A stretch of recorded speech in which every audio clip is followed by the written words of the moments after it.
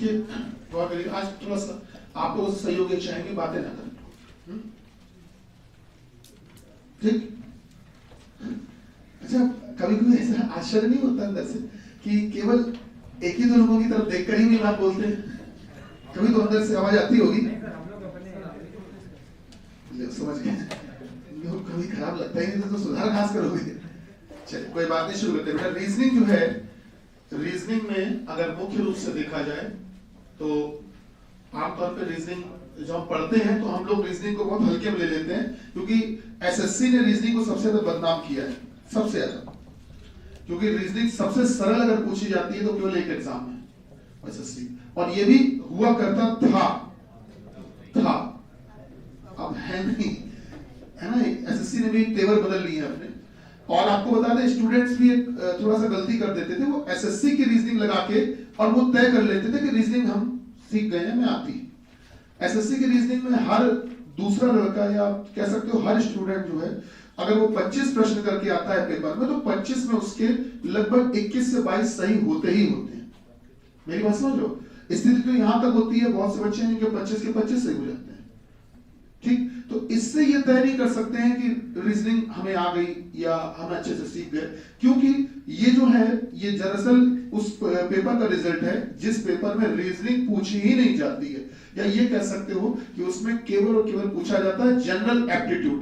उस टॉपिक का नाम होता है जनरल एप्टीट्यूड, रीजनिंग नहीं होता। वो क्या होता है? General aptitude. आइए देखते हैं। तो रीजनिंग मुख्य रूप से देखा जाए तो 4 तरह की होती है, मतलब उसमें जो पढ़नी है हमको। एक होती है सर, एक रीजनिंग होती है जिसको बोलते हैं एनालिटिकल रीजनिंग। एनालिटिकल रीजनिंग, बेटा एनालिटिकल रीजनिंग, ठीक है? हिंदी में इसको कहा जाता है, एनालिटिकल रीजनिंग को, विश्लेषणात्मक तर्क शक्ति। किताबों में देखना इस नाम से आपको मिलती है, विश्लेषणात्मक तर्क शक्ति, इस नाम से मिलती है, ठीक है? एक होती है हमारी ये। इसके अलावा एक होती है बेटा क्रिटिकल रीजनिंग। क्रिटिकल रीजनिंग, इसको बोलते हैं सामान्य बुद्धिमत्ता। सामान्य बुद्धिमत्ता कुछ किताबों में आपको बता दें, जैसे रीजनिंग होती है वैसे ही जीएस में भी फर्क होता है, अभी आपको बताते हैं उस चीज को। और एक होती है sir logical reasoning. Logical reasoning, इसको बोलते हैं तार्किक अभियोगिता। तार्किक अभियोगिता। और सर लास्ट होती है हमारी, लास्ट होती है non verbal reasoning. Non verbal reasoning last में होती है sir, non verbal reasoning. Non verbal reasoning, इसको बोलते हैं अभाषिक तर्क शक्ति। इसी को बोलते हैं हम सर अभाषिक तर्क शक्ति। आभाषिक तर्क शक्ति, इसी को बोलते हैं बेटा, ठीक है? तो 4 तरह की रीजनिंग होती है, अगर आप ध्यान दें तो। हम जो गलती करते हैं वो कहां करते हैं, मैं बता देता हूं आपको, कि ये जो शुरुआत की जो 3 चीजें हैं, हम लोग इन तीनों को ही अलग अलग नहीं पढ़ते हैं, इनको सीधे सीधे बोल देते हैं कि ये हो गई वर्बल रीजनिंग और वो हो गई कौन सी, नॉन वर्बल। हमको लगता है रीजनिंग 2 तरह की होती है, वर्बल नॉन वर्बल, जबकि गलत लगता है, ऐसा नहीं है। वर्बल रीजनिंग नाम की कोई चीज है ही नहीं। आपको बता दें, हमने जबरदस्ती इसका नाम रख रखा है वर्बल रीजनिंग। एक्चुअली में वर्बल रीजनिंग नाम की कोई चीज है ही नहीं बेटा, ये चारों अलग अलग पार्ट होते हैं, ठीक है? और रीजनिंग के 4 हिस्से ये होते हैं, एक हिस्सा ये। आप गौर करिएगा, पिछली बार यूपी पुलिस कांस्टेबल का जब सिलेबस आया था, 2018 की बात करें, जब सिलेबस आया था तो उन्होंने सबसे ज्यादा जो सिलेबस बड़ा दिया था वो रीजनिंग का ही दिया था, लगभग 30 से 40%, सबसे बड़ा। आप ये जो मैं बता रहा हूं इसको गूगल पे सर्च जरूर किया करो एक बार। क्या किया उन्होंने कि उन्होंने रीजनिंग दिया सिलेबस में, फिर मैथ्स दिया, जीएस दिया और फिर हिंदी दिया। तो रीजनिंग जो थी वो तो पूरी रीजनिंग थी, साथ में जो मैथ्स थी वो 2 हिस्सों में थी, का और खा। इसमें जो का वाला हिस्सा था वो भी रीजनिंग का ही हिस्सा था, पूरा दिया था, चैप्टर उसमें लिखे हैं बकायदा, घड़ी पासा वगैरह वो सब रीजनिंग में आता है। तो कहने का मतलब उन्होंने रीजनिंग का हिस्सा बढ़ा दिया, और ये केवल एक परीक्षा में नहीं, सब में कर रहे हैं। इस बार का एसएससी सीजीएल का सिलेबस आप देखिएगा, उसमें भी यही किया गया, ठीक है? तो ओवरऑल कहानी है ये। मैंने आपको भी थोड़ी देर पहले एक लाइन बोली थी, अगर आपको याद हो, मैंने कहा था कि यही चीजें जीएस में भी होती है जो रीजनिंग में होती है। हैं। क्यों होती हैं? कि जैसे अगर आपको बता दें, एक चीज होती है जीएस, जनरल स्टडीज बोलते हैं इसको, एक होती है जीके और एक होती है जीए। अब हम लोग क्या करते हैं, हम लोग ध्यान नहीं देते, हमको लगता है हम ये देखते ही नहीं कि तीनों अलग अलग है, जबकि आपको बता दें पेपर में जब आएंगे तो जो लिख कर आएगा वही पूछा जाता है। जीएस अलग मतलब होता है, जीके का मतलब अलग होता है, जीए का मतलब अलग होता है। बैंकिंग में आती थी तो केवल और केवल एक चीज क्या आती थी, जीए। अब आपने एसएससी का सिलेबस देख लेना, ईमानदारी से देखा करो, जो मैं बताता हूं आप लोग गलतफहमी में यही करते हो, यूट्यूब के भरोसे अपनी पूरी जिंदगी छोड़ देते हो। यूट्यूब वाले बता दें, कोई पूरा वीडियो बना के डाल दे, उस वीडियो को देख लेंगे, हमें इतना सहूर नहीं है कि हम सिलेबस को समझ पाए। आप खुद ही अपनी बेइज्जती करते हो, ऐसा नहीं करना है बेटा। आप पढ़े लिखे समझदार लोग हो, आप उस चीज को देखो, उसमें क्या क्या कंटेंट लिखा हुआ है। तो सर होता क्या है, एसएससी में आप शुरू से देखते आना, हमेशा एसएससी में जो जीएस आती है, दरअसल जीएस नाम का कोई सब्जेक्ट आता ही नहीं एसएससी में। आपको पता है एसएससी में क्या आता है? ये आता है, जीएस नाम का कोई सब्जेक्ट एसएससी में आता ही नहीं। पर हम कोचिंग काहे की पढ़ रहे हैं? अगर मैं तुमसे पूछूं कि तुम कोचिंग किसकी जाते हो, सर जी मैथ्स की, रीजनिंग की, जीएस की। अरे जब जीएस आता है तो जीएस की कोचिंग क्यों जा रहे हो, हैं? तो सर आप जब आता नहीं तो कोचिंग क्यों जा रहे हैं? तो आपको बता दें उसका कारण क्या है सर, वहां पर आपको जीए पढ़नी है और आप कोचिंग किसकी जा रहे हो, जीएस की। मेरी बात समझ रहे हैं? इन बातों पे थोड़ा गौर करना पड़ेगा बेटा। और आपको बता दें इनका मतलब भी अलग अलग होता है। सर जीएस मतलब क्या होता है? जीएस हिंदी में तो जनरल स्टडीज बोल देते हैं, जीएस का मतलब, जनरल स्टडीज का मतलब ये होता है जो आपके तथ्य होते हैं। तथ्य मतलब पानी का रंग जो है वो बादल जैसा क्यों होता है, तोते का रंग हरा क्यों होता है, या हमसे कह दिया कि अगर आग जलाते हैं तो धुआं क्यों उड़ता है, ये तथ्य है। इन सबके पीछे तर्क दिया होता है। तर्क, अगर धुआं उठेगा तो टेम्परेचर बढ़ने की वजह से मॉलिक्यूल दूर दूर होते हैं, जब वो लिक्विड स्टेट से गैसेस स्टेट में जाता है तो जो अंदर के अणु परमाणु वो फैलते हैं, बताया गया होगा। तापमान कम करने पे कंप्रेस होते हैं, सिकुड़ते हैं, यही फर्क है। तो कहने का मतलब जहां पर तथ्यों पर बात होती है उसे कहते हैं जीएस, तथ्यों पर बात, चाहे वो सब्जेक्ट कोई भी हो, चाहे वो ज्योग्राफी हो, चाहे वो साइंस हो, चाहे वो उनका हिस्ट्री हो या कोई और। जीके जो होता है, सॉरी जीए जो होता है, जीए में केवल और केवल सामान्य सचेतता आती है। हिंदी में कहते हैं जनरल अवेयरनेस, इंग्लिश में कहते हैं जनरल अवेयरनेस, हिंदी में कहते हैं सामान्य सचेतता। इसमें क्या होता है, इसमें आपको केवल और केवल जो डेली रूटीन की आपकी घटनाएं घट रही वो पता होनी चाहिए। बताइए इस समय बोल दिया गया कि युद्ध दुनिया में किन किन 2 देशों का चल रहा है, बोला गया कि इस समय हाल ही में कौन सी समिति हुई थी। आपने देखा होगा बैंकिंग में यही से पूछा जाता है कि बताइए जो G20 हुआ था इसमें ये कहां पर हुआ था, इस बार सुना है कि नहीं? ठीक है ना। बोल दिया गया इस समय जो एस जयशंकर है वो कहां के विदेश मंत्री हैं, श्रीलंका की राजधानी नई अब क्या बन गई है, और अब सबसे ज्यादा मुद्रा में बदलाव किस देश ने किया है, या यूरो अब कितने देशों में चलने लगी है, वगैरह वगैरह वगैरह। ये होती है सामान्य सचेतता। सामान्य सचेतता का मतलब ये कि आपके आसपास के माहौल में क्या घटित हो रहा है आपको बस वो पता होना चाहिए, उसे बोलते हैं जीए। बैंकिंग केवल यही जानना चाहता। बैंकिंग नहीं कहता कि बाबर ने अकबर ने हुमायूं ने इल्तुतमिश से क्यों लड़ाई की, इन्होंने उससे क्यों की, उन्होंने मंदिर क्यों तोड़े, इन्होंने मस्जिद क्यों तोड़े, उससे कोई मतलब नहीं है। बैंक कभी नहीं कहता। बैंक कहता है वर्तमान स्थिति क्या है, किसकी मुद्रास्फीति क्या है, किसकी क्या जीडीपी है, बस आप यही सीख के आओ, काफी है बैंक। इसलिए बैंक में जीए आती। और एसएससी भी अब इसी पर बात कर रहा है फैक्ट्स में। आपने चीज गौर की होगी, एसएससी में अब हिस्ट्री आना बंद हो गई, नोटिस किया कि नहीं? बंद का मेरा मतलब बंद पूरी तरह से नहीं, बंद का मतलब लगभग ना के बराबर, और वो भी एंशिएंट हिस्ट्री तो नहीं आती है लगभग। एंशिएंट जानते हो ना, 3 हिस्ट्री होती है, एंशिएंट, मिडिवल, मॉडर्न। तो एंशिएंट प्राचीन इतिहास लगभग ना हो गया, शायद एक प्रश्न मिल जाए तो बड़ी बात है। मेरी बात समझ रहे हैं? वो भी जान रहे हैं कि ये बहुत पुराना इतिहास, इनको पढ़ाने से मतलब क्या है, या इनसे पूछेंगे ये पढ़ क्या है, इससे जरूरत क्या है। मैं अभी वापस इसी पे आ रहा हूँ अपनी बात में। ये मैं इसलिए बता रहा हूँ क्योंकि आप जो तैयारी कर रहे हैं, युद्ध लड़ने जा रहे हैं, पहले समझ तो लो कि हमको तैयारी किस चीज की करनी है। ये इंपॉर्टेंट चीज है बेटा। तो उसी तरह से जीए जो होता है वो सामान्य सचेतता, जीएस जो होती है जनरल स्टडीज क्या होती है, सामान्य सचेतता से एक कदम आगे। आसपास की जीडीपी इतनी है तो इतनी ही क्यों है, इससे पहले कितनी थी और अब कितनी हो सकती है। एक कदम पीछे और एक कदम आगे का, आगे पीछे इससे पढ़ना। और जीके जो है वो इन दोनों के पिताजी हैं। जनरल नॉलेज इसीलिए आना बंद हो गई है, पहले कभी आती थी। जनरल नॉलेज जो है वो एक ऐसी चीज है जिसमें समुद्र कह सकते हो आप, मतलब उसमें कुछ भी जो भी चल रहा है, जनरल मतलब ये हो गया कि आम तौर पे अगर आप आज सुबह सो के उठे हो तो लोग सुबह ही सो के क्यों उठते हैं, सुबह ही सो के क्यों उठते हैं? ये भी क्वेश्चन बन गया, ये भी जीके का क्वेश्चन है, सब जीके के सवाल। सर रात में ही क्यों सोते हैं? या कह दिया गया कि सर जो शिफ्ट होती है, शिफ्ट जो है वो 8-8 घंटे की ही क्यों बनाई गई है?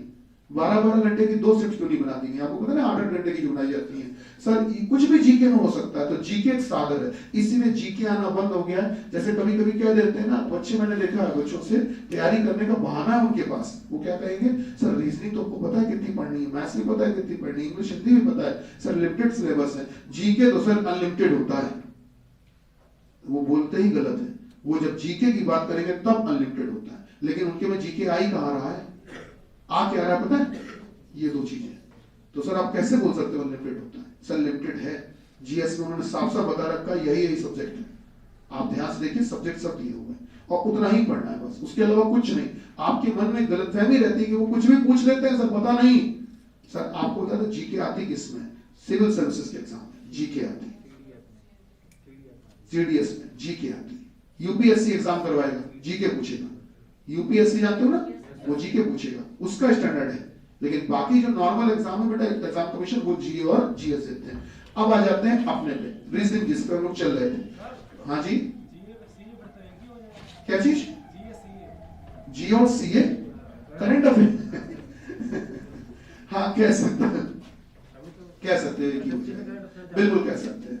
करंट अफेयर्स कह लो, करंट अफेयर्स कह लो या जीए कह लो। देखो करंट अफेयर्स और जीए कह सकते हो, पर होता एक नहीं है। कारण क्या है? करंट अफेयर्स केवल और केवल पिछले 15 दिन तक का लिया जाता है। मेरी बात समझ लो, आपकी जो मैगजीन आती है, आपने देखा होगा वीकली मैगजीन और मंथली मैगजीन आती है, देखा है कि नहीं? ठीक है, जिन्होंने भी पूछा मुझे नहीं पता, मैं फिर भी बोल रहा हूँ कि करंट अफेयर्स में मैगजीन मंथली क्यों आती है बेटा? या कुछ देखा होगा वीकली मैगजीन भी आती है, आती है। वो इसीलिए आती है कि वो केवल 15 दिन का लेते हैं, तो उसमें महीने को 2 पखवारों में बांटा जाता है, 15-15 दिन के 2 हिस्से।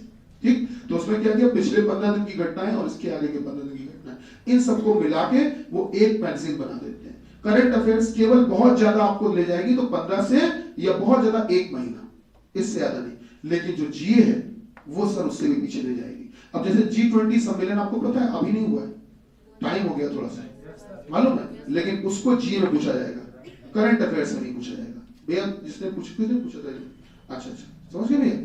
ठीक, ये चलो, तो अब आते हैं बेटा हम लोग अपनी रीजनिंग पे, जिसके लिए हम लोग इकट्ठा हुए हैं। नॉन वर्बल रीजनिंग, अभाषिक तर्क शक्ति की बात करते हैं सीधे, जिसको पढ़ना है। तो पेपर में जब रीजनिंग आती है, तो जैसे 100% रीजनिंग हुई, तो 100% में से बेटा 25-25-25-25 सभी का हिस्सा होता है, 25 को 100, तब जाके पूरी हो पाती है। तो नॉन वर्बल रीजनिंग अपने आप में 25% तक आती है, ये मान लीजिए आप, ठीक है। अब नॉन वर्बल रीजनिंग में हम लोगों को शुरुआत से देखते हैं।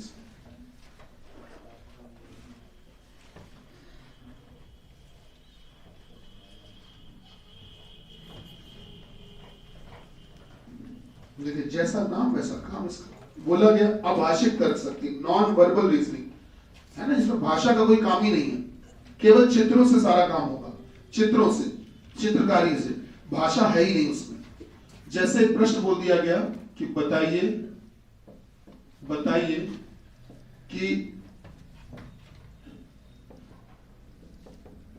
निम्न आकृतियों में से कौन सी आकृति भिन्न है? बेटा अलग है, डिफरेंट है, फाइंड आउट वन, आकृति भिन्न है। ठीक है, हमसे एक प्रश्न पूछ लिया कि फाइंड आउट वन, बताइए इनमें से कौन सी आकृति अलग है। ठीक, पहली आकृति हमको दे दी गई कुछ इस प्रकार से। ये बहुत कॉमन सा क्वेश्चन है, लेकिन इंपॉर्टेंट बहुत है।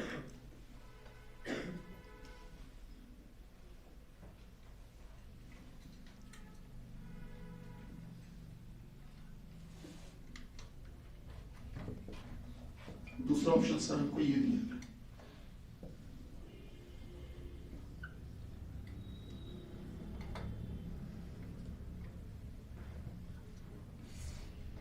दूसरा ऑप्शन ये दिया जा रहा है।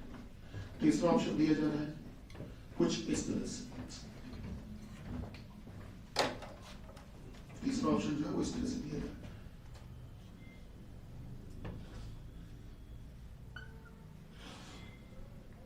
ठीक है, ये दिया गया। और चौथा ऑप्शन जो दिया गया सर, वो हमको दे दिया गया, मान लेते हैं, नोट कर लिया क्या? थोड़ा सा बदलाव करेंगे इस बारे में, हम इसीलिए पूछ रहे हैं कि थोड़ा सा बदलाव करें, बात नहीं। दूसरा ऑप्शन बेटा ये दिया गया, और चौथा ऑप्शन जो दिया गया सर, चौथा ऑप्शन जो दिया गया बेटा, वो आपको दिया गया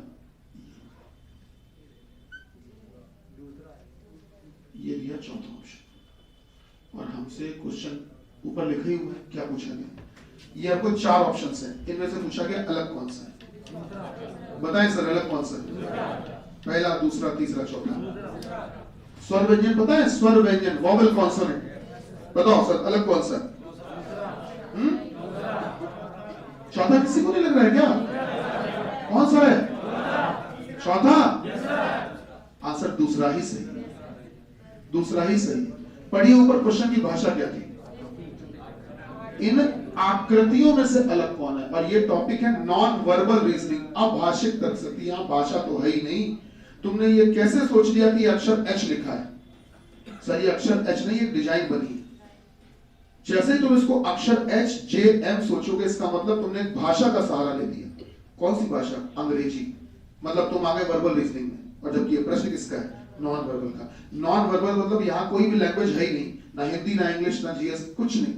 सॉरी, हिंदी, इंग्लिश, उर्दू, कोई भाषा नहीं। ऐसी स्थिति में अगर देखा जाए तो जब लैंग्वेज है ही नहीं तो ये अक्षर कहां से आ गए? तो इस समय ये क्या बनी हुई है? आकृतियां बनी, डिजाइन बनी। आप पढ़िए, मैंने ऊपर लैंग्वेज में क्या लिखी थी? निम्न आकृतियों में से कौन सी आकृति भिन्न है? तो जब नॉन वर्बल रीजनिंग में आएगा तो प्रश्न जब ये आता है तो इसका आंसर हम लोग क्या लगाएंगे? दूसरा, नॉन वर्बल रीजनिंग में। कैसे पता चलेगा नॉन वर्बल में आया? आपको क्वेश्चन की भाषा ऐसी दी जाएगी, मतलब नॉन वर्बल में आया, कौन सी आकृति अलग है वो ये पूछ रहे हैं। ठीक है, H जो है, सॉरी H कह रहे हैं, मतलब ये आकृति जो है वो पूरी बनाई गई लाइनों से, रेखाओं से। ये वाली भी आकृति बनाने के लिए लाइनों का इस्तेमाल किया गया, केवल रेखाओं का। इसको बनाने के लिए भी रेखाओं का ही इस्तेमाल किया, लाइनों का ही, पर इसको बनाने के लिए कर्व का, वक्र का, गोले का भी इस्तेमाल हुआ है।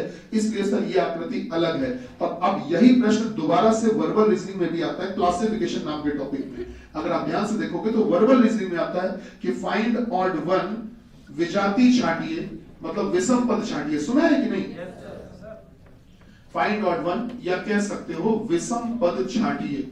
जब बेटा ये वर्बल रीजनिंग में आएगा तो कुछ इस तरह से आता है, और उसमें आपको ऑप्शन ऐसे दिए जाएंगे। ये है 4 ऑप्शन, पहला ये, दूसरा ये, तीसरा ये, और सर चौथा ये। अब जब लगाना है तो अब पता है आंसर क्या है? सोचो, सेम क्वेश्चन और आंसर अलग अलग, आंसर अलग अलग। मैटर करता है सर कि ये क्वेश्चन किस में पूछा गया, वर्बल में कि नॉन वर्बल। मेरी बात समझ रहे हैं सर? ये चीज डिपेंड करती है इस पर। तो इसका मतलब जब ये स्थिति होगी, इस समय आप देखोगे तो ये अक्षर लिखे हैं, और अक्षर लिखे हैं तो H J M व्यंजन है, कॉन्सोनेंट है, और A क्या है? स्वर है, वॉवल है। और उसमें देखोगे तो बेटा यहाँ पर ये अक्षर नहीं है, यहाँ पर ये डिजाइनें बनी है। तो कौन सी डिजाइन अलग है? नहीं समझ में आया? क्लियर हो ना? तो ये अभाषिक तर्कशक्ति की सबसे पहली शुरुआत ही यही से है कि सर हम ये मन में बैठा लें कि हमको कहीं पर भी भाषा का इस्तेमाल नहीं करना है, भाषा का कोई इस्तेमाल नहीं करना है, अंग्रेजी भाषा, हिंदी भाषा, किसी का इस्तेमाल नहीं करना। सर इसको हटाने जा रहे हैं? ठीक है, चलिए। नॉन वर्बल रीजनिंग में हम लोग कौन कौन से टॉपिक पढ़ने वाले हैं, छोटे छोटे से, बस उनको देख लेते हैं जल्दी से, उनको जरूर नोट कर लीजिएगा। जो टॉपिक हम लोग पढ़ने वाले हैं उनको जरूर नोट कर लीजिएगा बेटा, नॉन वर्बल रीजनिंग में।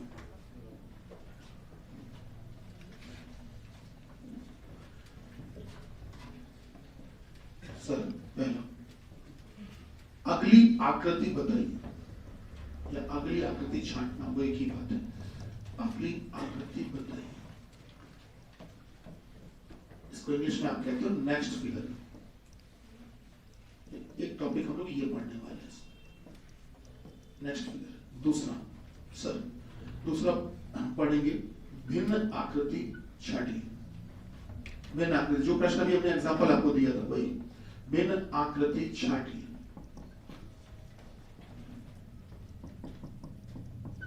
इसको इंग्लिश में कहते हैं क्लासिफिकेशन ऑफ फिगर, इसी को इंग्लिश में कहते हैं क्लासिफिकेशन ऑफ फिगर। तीसरा सर, तीसरा है सर आकृतियों की सादृश्यता, आकृतियों की सादृश्यता। सादृश्यता, इसी को इंग्लिश में हम कहते हैं सर एनालॉगी ऑफ फिगर्स। इसी को बेटा इंग्लिश में क्या कहते हैं? Analogy of figures. ठीक है। चौथा, आकृति को पूर्ण करना, आकृति को पूर्ण करना। चौथा है बेटा आकृति को पूर्ण करना, इसी को इंग्लिश में हम कहते हैं सर कंप्लीशन ऑफ फिगर। इसी को इंग्लिश में कहते हैं कंप्लीशन ऑफ फिगर। सर पांचवा टॉपिक है हम लोगों का, सर पांचवा टॉपिक हम लोगों को पढ़ना है इसमें, वो है कि प्रश्न आकृति का, प्रश्न आकृति का, आकृति का उत्तर आकृति में निहित होना, उत्तर आकृति में निहित होना, निहित होना। बेटा जो निहित शब्द है, निहित को बोलते हैं छिपा होना। निहित मतलब होता है छिपा होना। इंग्लिश में इसी को बोलते हैं एम्बेडेड फिगर। आपने शायद ये शब्द सुना होगा, तो एम्बेडेड फिगर इसी को बोलते हैं बेटा। तो प्रश्न आकृति का उत्तर आकृति में निहित होना, इसका निहित मतलब होता है छिपा होना। मैं लिख देता हूं ब्रैकेट में, छिपा होना। निहित मतलब होता है छिपा होना। हिंदी आप अगर पढ़ रहे होंगे तो हिंदी पढ़ाया जाता होगा। निहित, निहित मतलब छिपा होना। इंग्लिश में इसको कहते हैं sir existence of, existence of figure, existence of figure, figure इसी को बोलते हैं इंग्लिश में एक्सिस्टेंस ऑफ फिगर। सर छठा, छठा, छठा जो हमको इसमें पढ़ना है सर, वो है सर, वो है आकृति गिनना। ये बड़ा फेवरेट टॉपिक होता है लोगों का, आकृति गिनना ये लोगों का बड़ा फेवरेट टॉपिक होता है। इसका मतलब क्या हुआ कि सर बोल दिया गया, बड़ा सा फिगर दे दिया, बोला इसमें बताओ कितने त्रिभुज हैं, इसमें कितने वर्ग हैं, देखा होगा आपने, फिगर काउंटिंग बोलते हैं इसको। ये बहुत फेवरेट टॉपिक होता है। आमतौर पे हम लोग क्या करते हैं, हमको ये लगता है कि इसको ही पढ़ ले मतलब नॉन वर्बल कंप्लीट हो गई, जबकि आप ध्यान से देखो नॉन वर्बल के इतने सारे टॉपिक में एक टॉपिक का नाम है, मात्र एक मामूली से टॉपिक का नाम है आकृति गिनना, पूरी नॉन वर्बल नहीं है। समझ रहे हैं बेटा, आकृति गिनना है, फिगर काउंटिंग। सातवां, सातवां दर्पण प्रतिबिंब, दर्पण एवं जल प्रतिबिंब, दर्पण एवं जल प्रतिबिंब। इसी को इंग्लिश में कहते हैं sir mirror and water image. इसी को भैया इंग्लिश में कहते हैं मिरर एंड वाटर इमेज। और बेटा आठवां जो हम लोग पढ़ेंगे सबसे आखिरी, वो है सर कागज काटना, काटना एवं कागज मोड़ना, कागज काटना एवं मोड़ना। ये आठवां और आखिरी है। तो पेपर कटिंग एंड फोल्डिंग जो पूरी नॉन वर्बल होती है वो सर ये होती है।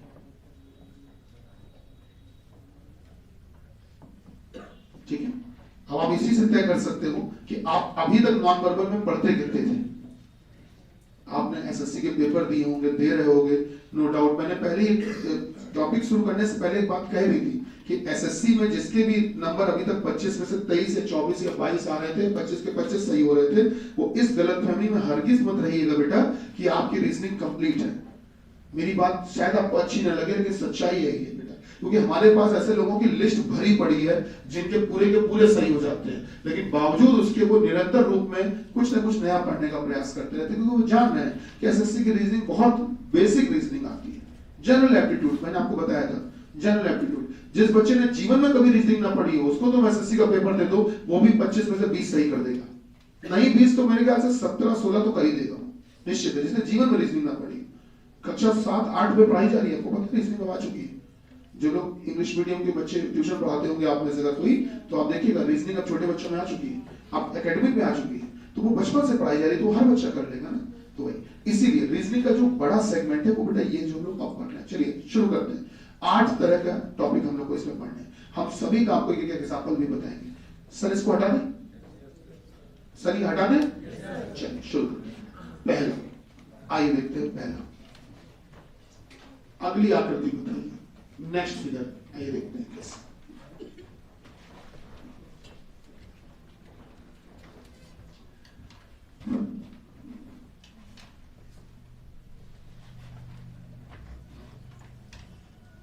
देखिए जैसा कि आप नंबर सीरीज में पढ़ते हो ना बेटा, वही चीज यहां पर भी है।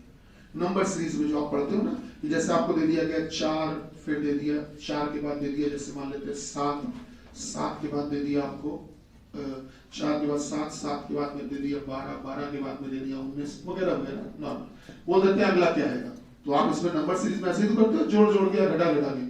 तो जो आप नंबर सीरीज में करते हो बेटा, वही आपकी यहाँ पर भी होती है। नेक्स्ट ये भी एक सीरीज होती है। आइए देखते हैं कैसे।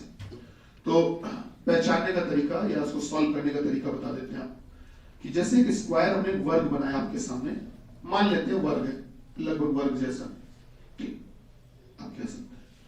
तो अगर हम ये बात करें इस चतुर्भुज की, तो बेटा अगर इसको हम 8 हिस्सों में बांट दें, जैसे एक लाइन ऐसे खींच दी, एक ऐसे खींच दी बेटा, एक ऐसे खींच दी और एक ऐसे, अगर 8 भागों में बांट दें तो ये बेटा सारे टुकड़े बराबर के हैं। तो अगर आप गौर करो तो एक गोला पूरा कितने डिग्री का होता है? 360 डिग्री का। अच्छा, ये जो टुकड़े छोटे बांटे गए ये 8 टुकड़े हैं सर, कितने? 8। तो अगर आप 8 से भाग दे दो तो बेटा हर एक टुकड़ा कितने डिग्री का? 45 डिग्री। हर एक टुकड़ा जो है वो बेटा 45 डिग्री का ही आता है, हर एक टुकड़ा 45 का ही होता है। अच्छा, एक बात तो ये मतलब ये कि अगर देखा जाए कोई व्यक्ति, अभी मान लो कोई तीर का निशान इधर लगा हुआ है और थोड़ी देर बाद ये तीर का निशान जो है वो ऊपर लग जाता है, जो ये था वो अब ऊपर चला गया। तो अगर इधर से ऊपर चला गया तो कितने डिग्री चला? 45 डिग्री चला। अगर बेटा ये मान लो इधर से इस कोने में आ गया होता, इस कोने से उस कोने में, तो कितने डिग्री? अच्छा, एक बात तो ये हो गई। दूसरी चीज क्या है सर, अगर चीजें इस तरफ घूम रही हैं, रोटेशन इस तरफ चल रहा है, तो इसको बोलते हैं क्लॉकवाइज रोटेशन, या इसी को कहते हैं आप दक्षिणावर्त दिशा में घूमना। इसी को कहते हैं सर दक्षिणावर्त दिशा में घूमना, या कह सकते हो घड़ी की दिशा में घूमना, या कह सकते हो घड़ी के अनुसार घूमना, जैसे घड़ी चल रही उसी के अनुसार घूमना, ठीक है। और अगर इसके उल्टी दिशा में घुमाव हो रहा है तो इस रोटेशन को बोलते हैं सर क्या? एंटी क्लॉकवाइज, या कह सकते हो वामावर्त दिशा में। यह बात समझ पा रहे हैं? या कह सकते हो घड़ी की विपरीत दिशा में। चलिए, इतनी बातें हो गई। अब हम आपको इसका उदाहरण बताते हैं, अगली आकृति का मतलब होता क्या है, ये पेपर में पूछा कैसे जाता है। आइए देखिए, चलिए शुरू करते हैं सर। जैसे कि मान लेते हैं हमको एक प्रश्न दिया जा रहा है बेटा, हमको एक प्रश्न दिया गया कुछ इस तरह से, इसमें कुछ फिगर बना के दिए। पहले फिगर में इन्होंने क्या किया सर, पहले चित्र में बेटा इन्होंने यहां पर इन्होंने डॉलर का निशान बनाया, यहां पर इन्होंने @ का साइन बनाया, यहां पर इन्होंने लिखा 7, यहां पर लिखा इन्होंने Q, और बीच में इन्होंने बना दिया परसेंटेज का निशान, प्रतिशत। अगले वाले में गए तो अगले वाले में इन्होंने क्या किया सर, ध्यान दीजिएगा कि यहां पर इन्होंने सर अगले वाले में यहां पर इन्होंने डॉलर का निशान बनाया बेटा, फिर यहाँ @ यहाँ 7, यहाँ Q, बीच में परसेंटेज, ठीक है। उसके बाद अगले वाले में बेटा इन्होंने क्या किया, गौर करना। उसके बाद वाले में सर फिर इन्होंने यहाँ पर बनाया है Q, फिर इधर बनाया है डॉलर के बाद में सर बेटा यहाँ @ और @ के बाद में 7, और 7 के बाद में बीच में इन्होंने, देखो ध्यान देना बेटा, बीच में इन्होंने बना दिया है परसेंटेज ही मान लेते हैं, परसेंटेज, ठीक है। उसके बाद में फिर इन्होंने अगले वाले में क्या किया, गौर करिएगा सर, फिर इधर पे इन्होंने बनाया है बेटा @ इधर बना दिया है बच्चा 7, और रुको एक मिनट, सॉरी एक मिनट, ठीक है, एक काम करते हैं, इधर, हाँ इधर पे इन्होंने बेटा बनाया हुआ, इस कोने में इन्होंने बनाया हुआ है @ इस कोने में बनाया है बच्चा 7, और इधर बनाया हुआ है Q, इधर बनाया है डॉलर, बीच में परसेंट, ठीक है। और हमसे पूछ लिया बताओ अगली आकृति क्या होगी, नेक्स्ट फिगर क्या होगा, इसी को बोलते हैं नेक्स्ट फिगर, या इसी को बोलते हैं अगली आकृति क्या होगी, ये ऐसे पूछा जाता है। तो हमने अभी थोड़ी देर पहले आपसे कहा था ना कि नंबर सीरीज की तरह होता है, तो दरअसल ये नंबर सीरीज की तरह ही चल रहा है। सबसे पहला फिगर ये बना है, दूसरा बेटा ये बना है, तीसरा ये बना दिया, चौथा ये बना दिया, और पांचवा हमसे पूछ लिया। अगर आप गौर करिए सभी लोग, इसमें किसी भी एक सिंबल को पकड़ लो, किसी भी एक चिन्ह को पकड़ लो, किसी भी एक निशान को, एक प्रतीक को पकड़ लो, किसी को भी पकड़ लो जिसको आपको मन करे। तो चलिए डॉलर को देख लेते हैं। डॉलर मतलब ये जो बना है ना, एस ऐसे काट दिया, दिस इज डॉलर। सबसे पहले वाले चित्र में देखोगे तो एक काम करते हैं, हम सभी चित्रों में डॉलर को दिखाते हैं, सबसे पहले वाले चित्र में डॉलर जो था वो बेटा इस कोने पे था, अगले चित्र में डॉलर बीच में आया, अगले चित्र में डॉलर यहां आया, बेटा आया, अगले चित्र में डॉलर यहां आ गया। एक बात बताओ, क्या डॉलर इस तरह से घूम रहा है? घूम रहा है। अगर केंद्र से तुम ध्यान से देखो, केंद्र से, सेंटर से, ओरिजिन से देखो बेटा, अगर तुम केंद्र से देखोगे तो पहले डॉलर यहां था, थोड़ी देर बाद यहां पहुंचा, थोड़ी देर बाद यहां पहुंचा, फिर उसके बाद यहां पहुंचा। ये बताओ यहां से यहां तक कितने डिग्री? और उसके बाद बेटा फिर उसके बाद में सर, हाँ सर, उसके बाद में आप मुझे बताएं सर, यहां से यहां तक कितना चला? 90 चला, सही बात है। और उसके बाद में बेटा अगर देखोगे फिर कितना चला? 135। फिर कितना चला बेटा? 135। 135 चला, मानते हो? इधर से इधर तक की दूरी कितनी होती है? 135। 45, 90, 135, सही बात है बेटा। आप मुझे बताओ, पहले 45 था, फिर 90 हुआ। अगर तुम एक नंबर सीरीज की तरह इसको टैकल करो तो 45 डिग्री, 90 डिग्री, 135। आप बताओ यहां से यहां कितने डिग्री बढ़ाया? 45। यहां से यहां कितना बढ़ाया? तो 45 फिर बढ़ेगा। तो अगर 45 फिर बढ़ेगा तो अब की बार कितने डिग्री घूमेगा? 180 डिग्री घूमेगा। और अगर 180 डिग्री घूमेगा तो मुझे ये बताओ, ये डॉलर जो यहां पर था 180 डिग्री घूम के क्या इतना चक्कर लगा लेगा? सॉरी, क्या इतना चक्कर लगा लेगा बेटा? 180 डिग्री, बोलिए सर। और जो डॉलर यहां पर था अब की बार वो ठीक पीछे उधर पहुंच जाएगा, बोलिए सही है? क्या बात समझ पा रहे हैं? डॉलर बेटा 180 डिग्री ऐसे ही घूमेगा, यही तो होता है 180। 45, 45, 45, एक 45 और है बल्कि ये वाला 45, 45, 45, 45। अब सही है बेटा? 180। तो 180 डिग्री की दूरी, अब डॉलर जब यहां से विपरीत पहुंच जाएगा तो सभी कुछ विपरीत होगा, ठीक है? कर दीजिए। अब आप गौर करिए, डॉलर को ध्यान से देखिए, डॉलर इस वाले चित्र में, इस वाले में डॉलर यहां पर था, अब की बार वो डॉलर वहां विपरीत, ठीक ऑपोजिट 180 में। एट द रेट यहां तक वो यहां आ जाएगा, क्यों वहां पहुंच जाएगा, और यहां पहुंच चुका था एट द रेट, बेटा यहां पहुंच जाएगा। बोले समझ रहे हैं कैसे? 180 डिग्री घूम के परसेंट पीछे वही रहेगा। तो सर अगली आकृति ये, क्या बात सही? अगली आकृति पूछी गई हुई है, कैसे आया सर? 45, 45 डिग्री बढ़ाया गया रोटेशन, ठीक है? नेक्स्ट फिगर, ठीक, ये है नेक्स्ट फिगर का मतलब एक एग्जांपल आपके पास में। हाँ जी, हाँ हाँ, कुछ आप पूछिए बेटा, समझ में आ रहा है कि नहीं आ रहा? अच्छा, नेक्स्ट फिगर के बाद में, नेक्स्ट फिगर के बाद में, नेक्स्ट फिगर में हम आपको एक चीज और बताना चाहेंगे, थोड़ा सा जरूरी है, क्योंकि पेपर में अब इतने बच्चों वाले सवाल दिए जाएं तो हम तो चाहते हैं दें तो सही रहेगा, लेकिन अब दिए नहीं जा रहे हैं। ये बच्चों वाला सवाल है, सीरियसली बता रहे हैं आपको। बच्चों वाला क्यों? क्योंकि थोड़ा आसानी से लॉजिक सोच में आता है, इसलिए बेटा। अब बड़े बूढ़ों वाले सवाल आने लगे हैं। कौन से वाले? बड़े बूढ़ों। आइए देखते हैं बड़े बूढ़ों वाले सवाल कौन से। बेटा इसको हटा दें, हटा, आइए देखते हैं बड़े बूढ़ों वाले सवाल कैसे होते हैं, आइए समझने का प्रयास करते हैं।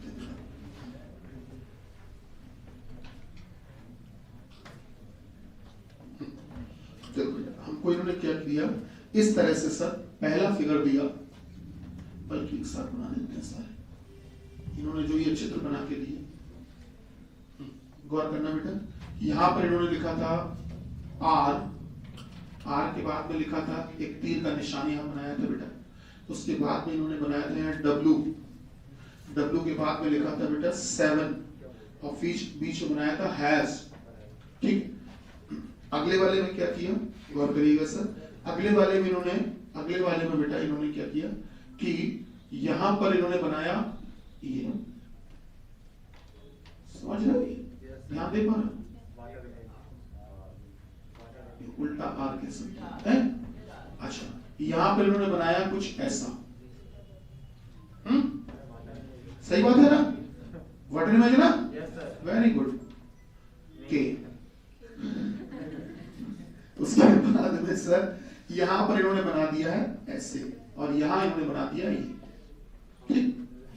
हाँ, अगले में आए, अगले में क्या किया गया, गौर करना बेटा। अगले वाले में इन्होंने क्या किया कि सर यहां पर इन्होंने बेटा, यहां पर इन्होंने बनाया है, अच्छा, फिर यहां बनाया है इन्होंने 7 ऐसे, ठीक है।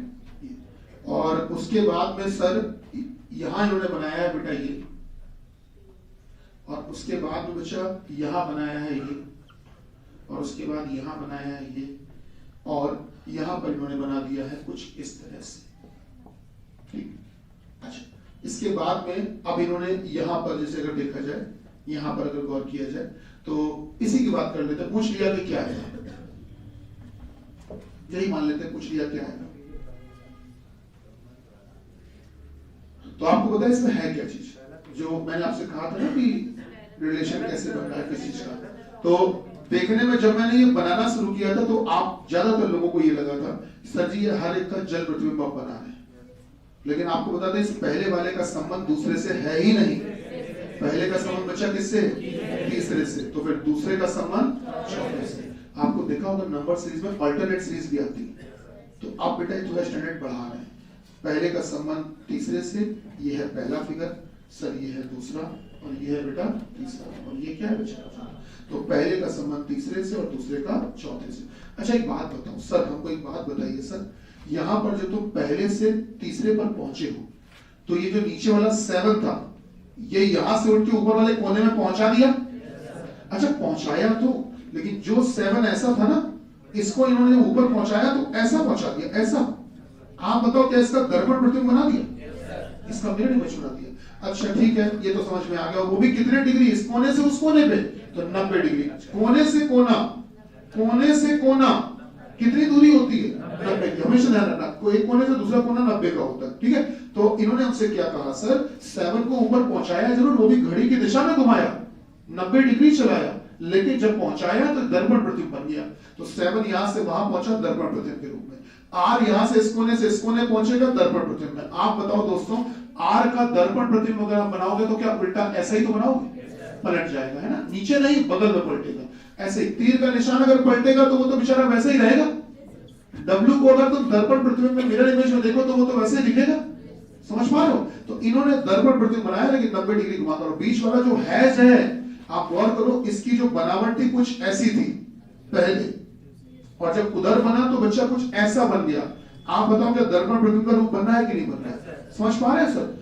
अब ठीक है, इसी तरह से इसको भी लेके चलना, इसी तरह से इसको भी छोड़ो बेटा, ना उठाना। तो इसको भी बेटा इससे यहां से आओ, 90 डिग्री घुमाओ, 90 डिग्री घुमाओगे तो ये जो R इस कोने पे है, क्या वो इस कोने पे पहुंचा दे, लेकिन दर्पण प्रतिबिंब के रूप में। तो बेटा ये बनेगा कुछ ऐसा, नहीं समझ पाए,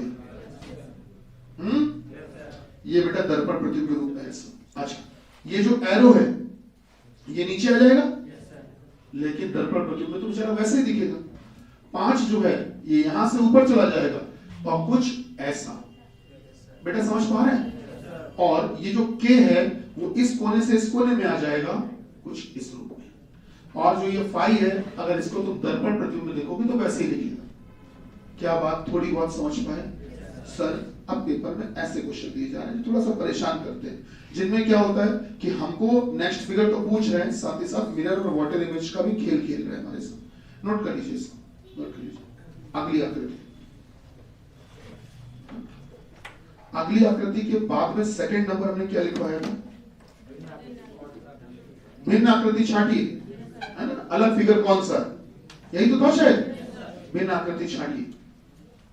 इसका एक बढ़िया सा एग्जांपल आपको समझ देते हैं, आप बताना इसमें से कौन सी आकृति आपको भिन्न लग रही, अलग लग रही है। पहला ऑप्शन सर, पहला ऑप्शन है कुछ इस तरह से, ठीक है, पहला ऑप्शन है कुछ इस तरह से। दूसरा ऑप्शन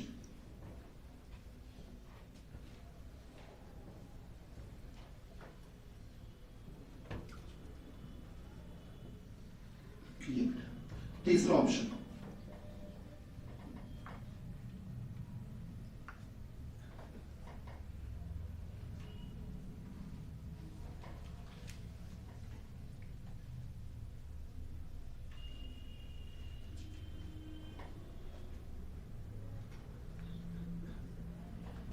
बेटा ये है ना। अच्छा इसके बाद में चौथा ऑप्शन दिया गया हमको कुछ इस तरह से।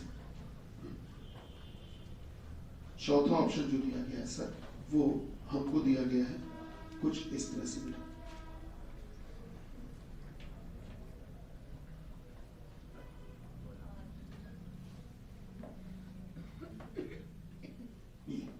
बोला गया इनमें से अलग कौन सा है?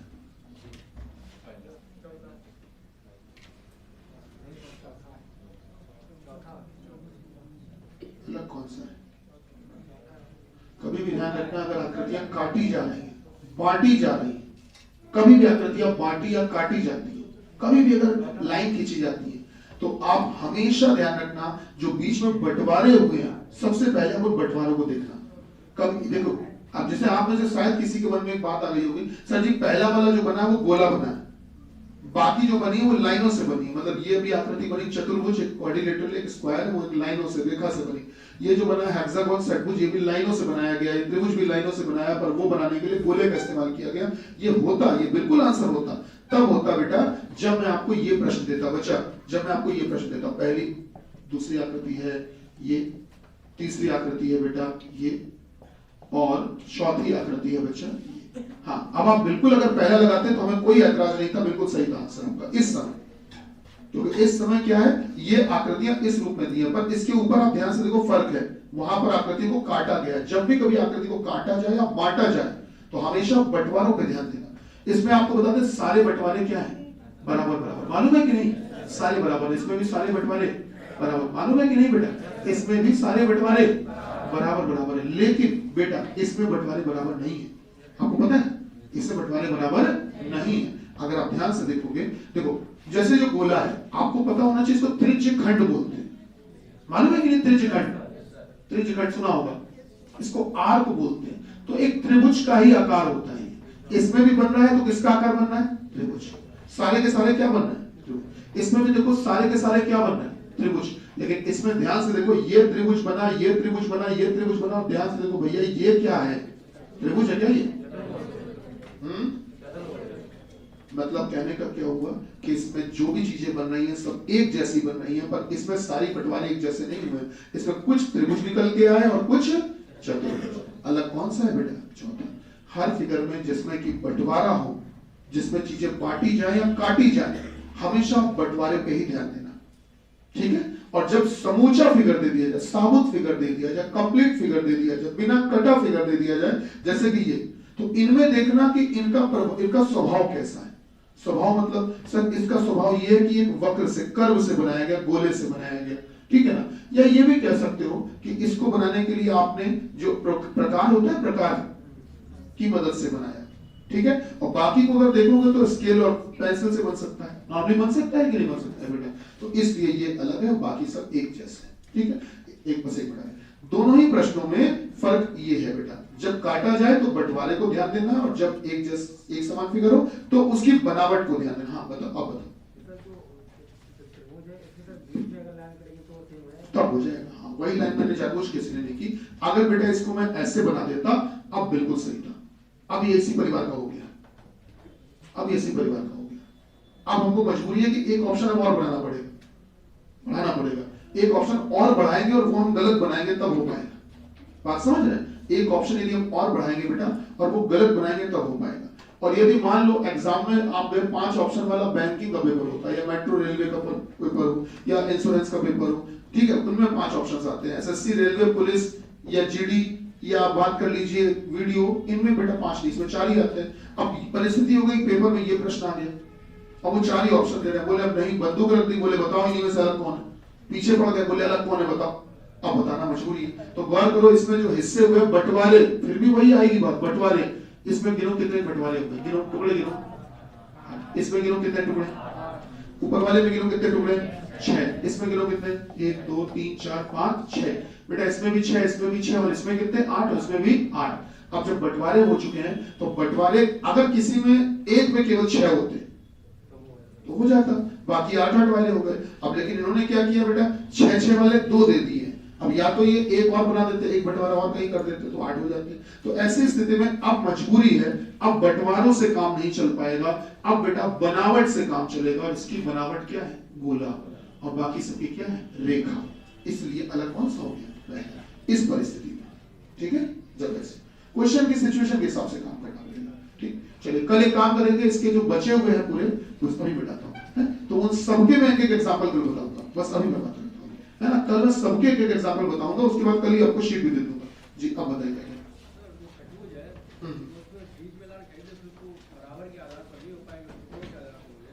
नहीं, मेरा कहने का मतलब बराबर का मेरा मतलब क्या था बेटा? बराबर का मतलब ये है कि ये जो बनी है चीजें वो सब बने त्रिभुजी हैं।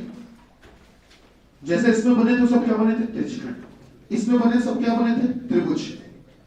त्रिभुजी बने हैं, मालूम है कि नहीं? ये बात बन सब त्रिभुज बन रहा है। इसमें एक बन रहा है तो सब एक जैसी चीज बन रही है। और इसमें जब बन रहे थे तो बेटा सारी चीजें एक आकृति नहीं बन रही थी। कुछ आकृतियां क्या बनी थी? त्रिभुज के रूप में, और एक आकृति क्या बनी थी? चतुर्भुज, है ना? तो इसलिए अलग किया था उस समय, ठीक है? और अगर ये सिचुएशन आ जाती तो क्या लगाते? पहला वाला, क्योंकि वो बोला है। ठीक, कुल मिला के सम्मान आपको बंटवारे का ही पहले करना है सभी को, ठीक है? मिलते हैं कल की क्लास में 11 बजे, तो इसको आगे कंटिन्यू करेंगे। धन्यवाद। भारत माता की जय। ये क्या